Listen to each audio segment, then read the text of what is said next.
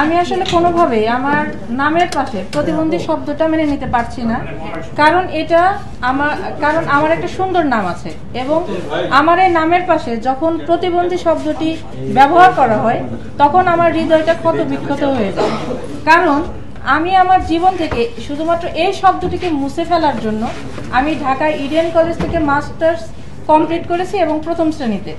এছাড়াও গান, কবিতা আবৃত্তি, ছবি আঁকা, উপস্থাপনা, অভিনয়, video editing, PowerPoint, MS Word, Google browsing, scanning, script writing, গল্প বলা, মেহেদি পরানো, নিজের পোশাক তৈরি করা থেকে শুরু করে ঘর মোছা, ঘর রান্না করা, এছাড়াও দাবা, লুডো, ক্যারাম এবং ভার উত্তোলনে আমাকে কেউ কখনো হারাতে পারেনি।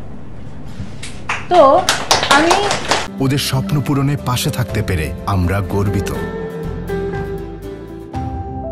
আমি যদি আরো কথা বলতে যাই বা আমার ভিতরে আরো কি কি গুণ আছে এটা বলতে গেলে অনেক সময় লেগে যাবে, তাই আমি সহজ ভাষায় বলি যে একজন মানুষকে যদি 30 মার্কে সর্বোচ্চ মেধা সম্পন্ন হিসেবে বিবেচিত করা হয় তাহলে আমার মার্ক সেখানে 25 থেকে 26, যেখানে একজন সাধারণ মানুষ 18 থেকে 20 পর্যন্ত মার্ক পেতে গেলে তাকে অনেক কষ্ট করতে হয় বা যেতেই পারে না।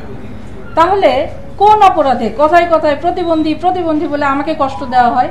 আমরা যদি একটু ভেবে দেখি যে একজন সাধারণ মানুষ যে একসময় বৃদ্ধ হবে সে কিন্তু একসময় আমার মতোই হাঁটতে পারবে না, আমার মতো অন্য সবার মতো হয়তো চোখে দেখতে পারবে না, কখনো হয়তো নিজের মেধাটাও কাজ করবে না ঠিক মতো।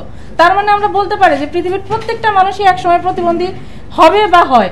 সেক্ষেত্রে আমাকেই কেন ঢালাওভাবে প্রতিবন্ধী বলে কষ্ট দেওয়া হয়, যে কষ্ট আমাকে আমার মানসিক শক্তিকে অর্ধেকেরও নিচে নামিয়ে দেওয়া হয় এবং আমার সফলতার পথে বাধাগ্রস্ত করা হয়।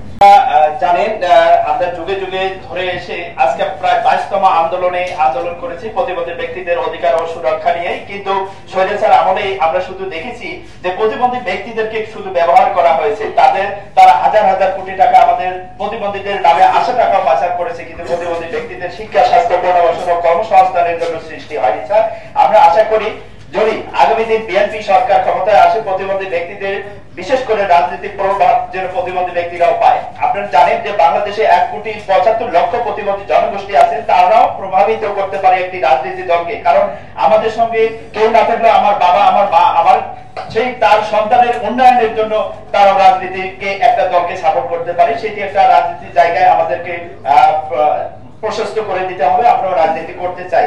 আমরা আরেকটি বিষয় চাই, যদি বিএনপি ক্ষমতায় আসে প্রতিবন্ধী ব্যক্তিদের জন্য সংরক্ষিত যেন আসন থাকা হয়। আমরা ইতিমধ্যেই প্রতিবন্ধী ব্যক্তিদের সাথে বিএনপির ভারপ্রাপ্ত চেয়ারম্যান যিনি তারেক রহমান লন্ডন থেকে আমাদের সাথে অনলাইনে একটা মিটিং করেছিলেন। তো স্যার আমাদের সকল বিষয়ে অবগত আছেন, তারপরে আমি আপনাকে স্যার একটু অবগত করছি। বিএনপি যদি ক্ষমতায় যায় আমি আপনাদের কাছে আমাদের বিনীত অনুরোধ, প্রতিবন্ধী ব্যক্তিদেরকে প্রতিবন্ধী হিসাবে না দেখে যাতে সমাজের এবং রাষ্ট্রের একটা অংশ হিসাবে, রাষ্ট্রের সিটিজেন হিসাবে দেখে আমাদের যে সমস্ত অধিকার রাষ্ট্রের কাছে প্রাপ্য সেই সমস্ত অধিকার আপনারা দয়া করে আমাদেরকে দেওয়ার ব্যবস্থা করে দিবেন। ধন্যবাদ। সুন্দর করে সরকারি ভাবে আমাদের স্কুল কলেজ করে দেয়, আলাদা ভাবে পৌরসভা ভিত্তিক যে সরকারি টেন্ডার গুলা কাজ হয় সেখানে যদি যোগ্যতা অনুযায়ী প্রত্যেক ওয়ার্ডে প্রতিবন্ধী ব্যক্তিদের একজন করে সরকারি টেন্ডারে কাজে নিযুক্ত করা হয়।